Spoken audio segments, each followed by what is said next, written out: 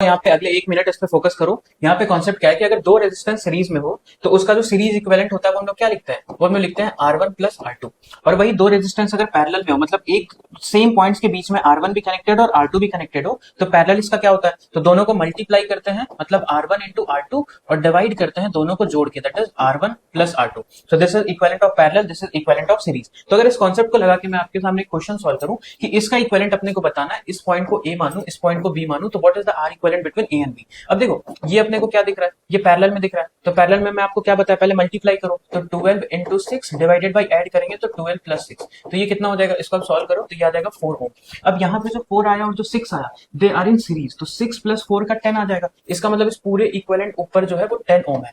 फिर ये जो 10 है और ये 10 पैरेलल, तो 10 और 10 पैरेलल में अगर है तो हम लोग क्या कर देंगे, 10 इंटू 10 बाई 10 प्लस 10, तो ये 100 बाई 20, तो ये आ जाएगा 5 ओम। तो this is the equivalent between A and B।